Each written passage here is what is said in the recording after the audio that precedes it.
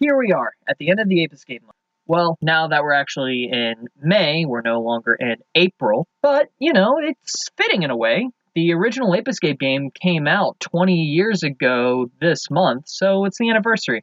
Yeah, totally did this on purpose. Now, I do plan on playing the others, but I have future sights for another series, and with Kingdom Hearts 3 Critical Mode just released, and we have the final mix coming soon, Remind coming soon, I figure in between the next few, I'd release the rest of the Kingdom Hearts games, but there'll be plenty of time for that.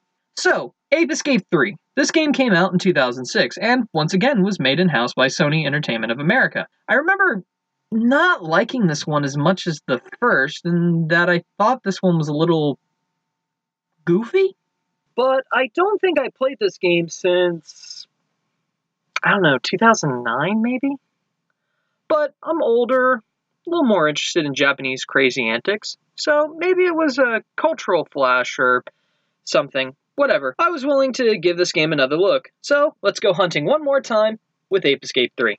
So, off-screen, Spectre finds another monkey helmet and is up to his old tricks again. And this time, with the help of Dr. Tomoki, a human scientist who hates all of humanity, they set up TV stations all over the globe, protected by the Freaky Monkey 5, where they plan to make television shows that are broadcasted on every television, but every human on the planet except for the new to the series, the twins, Kai and Yumi, their aunt Aki, and the returning Natalie, into a mindless trance. Natalie informs them that Spike, the professor, and Jimmy are all hypnotized and are unable to help them in this adventure. Kai and Yumi decide to go out and capture all the monkeys. They take down White Monkey with no problem, and Blue has a small development saying he's gonna work up the courage to ask Pink out, but we catch him and nothing else happens. So, moving on. We go to take Yellow out, and they were hinting at him being a homosexual because he calls Yumi gross and Kai cute, but he is a full-grown monkey, and Kai is, well... He's 11! I'm 6! Wow! Moving on, more stages, you go to take down Pink, and she apparently has a rivalry with Yumi, and they both don't seem to like each other, which it seems like a bigger story is here, but once again, we try to catch her, she gets away, but nothing really amounts to this world building they are doing. More stages happen, and then they take down Red with no problem. As they take down the Freaky Monkey 5, they take down the TV station the each monkeys were guarding. As the heroes take them down, Spectre is aware of their plans and has his big plan working in the background with Dr. Tomoki, which the heroes make it to his city that he has for reasons, and challenges him to a mech fight. After the fight, Tomoki's wig falls off and reveals he had a prototype monkey helmet that he had developed alongside the professor and Aki that was permanently stuck to his head. He was so embarrassed he decided to take up a life of crime and hatred of humanity. Oh, what is it with you?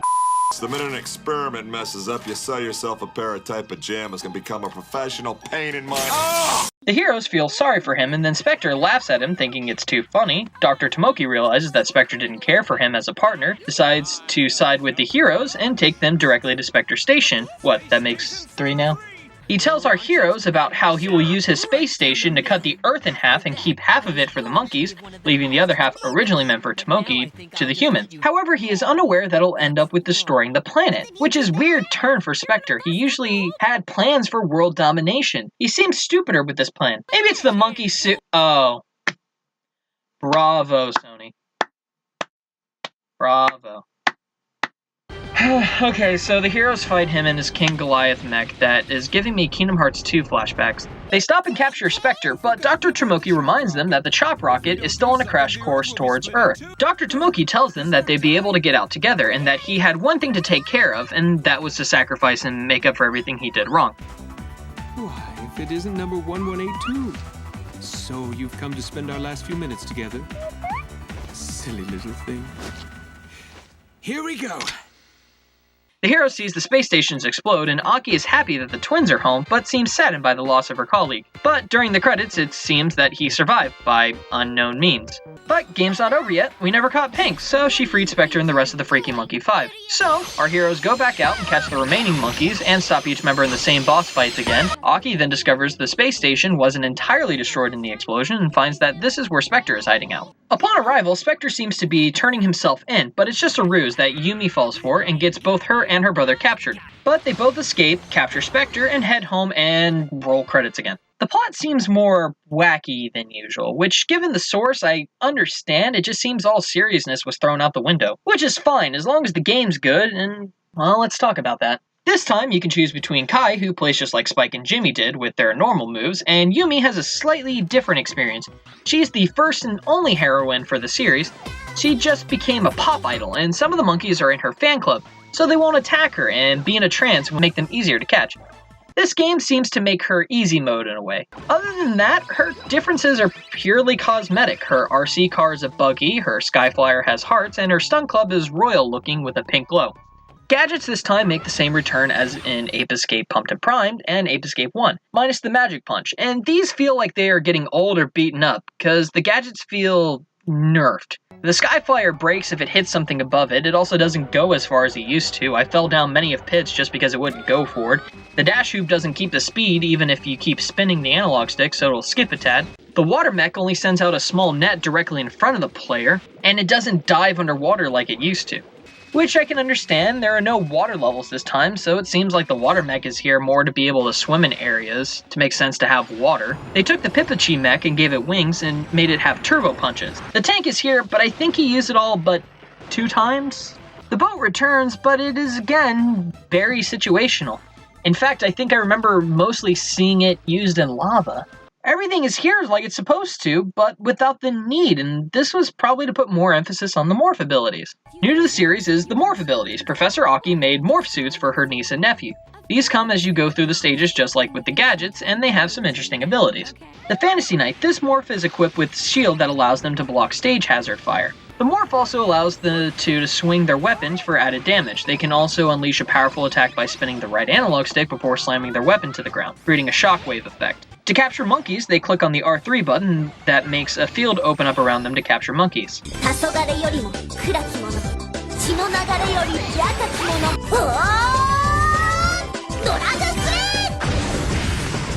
The Wild West kit, using the right analog stick lets you fire your pistol.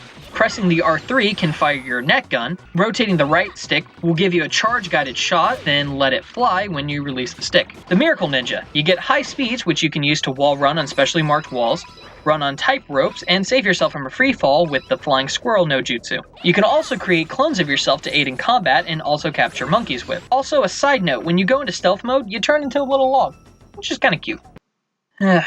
Okay. The Genie Dancer, the primo of situational power-ups. You summon a genie and can make monkeys dance alongside you as well as lure them out of certain hiding places. You can also make your genie go through pots and appear on other side of obstacles.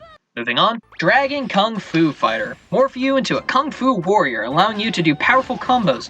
Scream like Bruce Lee, use your net nunchucks to capture monkeys, break switches, and use the Kaioken.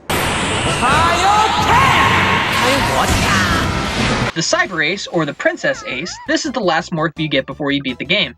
Kai gets a Super Sentai-like costume. Actually, fun fact, his Japanese and European release calls him the Gotcha Man, a play on Gotcha Man, from the anime series by the same name. And Yumi gets a Magical Girl outfit, and using these morphs you can fire lasers from your hands and do air dashes. There's actually a way where you can prolong your distance of travel if you keep firing the hand blaster while in mid-air, making some platforming a joke, as long as you don't run that timer out over a pit. Finally, there's the Super Monkey, unlocked after beating the game. The music is the Pimpo Monkey theme from Pumped and Primed. You look like a regular monkey besides the fact that your face is popping out of the mascot. This replaces the Magic Punch, since it allows you to go backstage on the sets and get those hidden monkeys. This suit doesn't do a whole lot in the ways of damage, but you can wave at other monkeys that get suspicious and dance, which the other monkeys will mimic, and most of the morphs give you 30 seconds. This one gives you a whopping 10 minutes?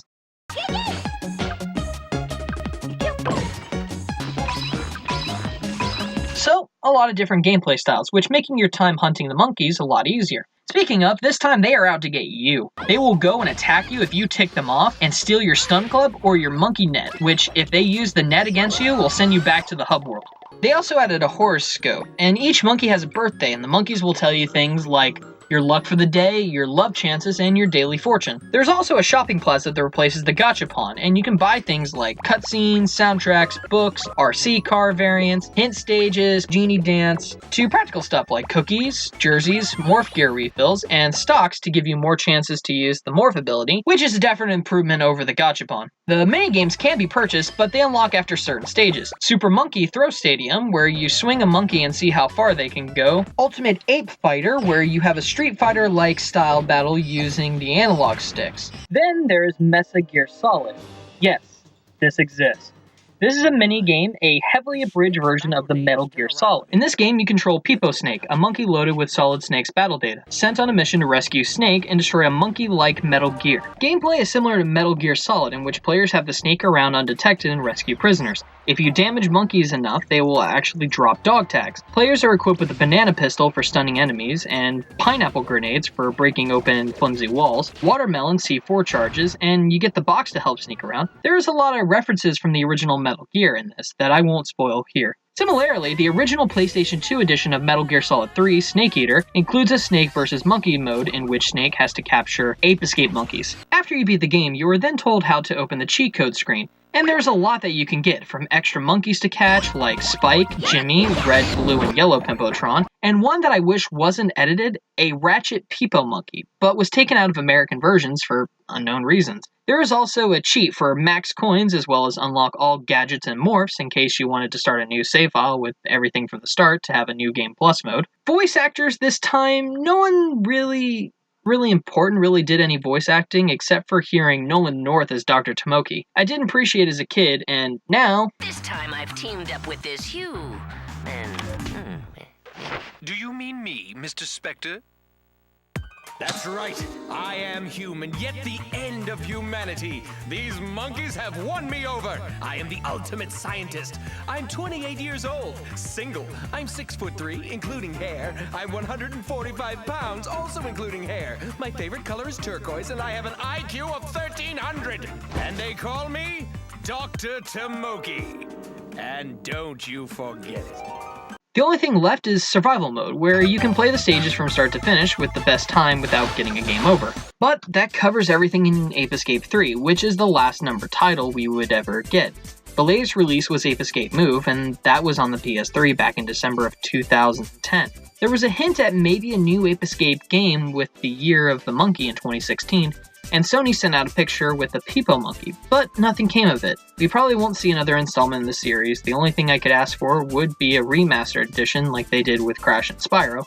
But who knows, it's the series' 20th anniversary this month, and I'll be back for some more monkey madness in the future. Alright guys, so that ends the Ape Escape Marathon, and when next we meet, we'll be making a small side step before starting the next series of games I want to tackle. Once again, thank you so much for watching, and I hope to see you again real soon.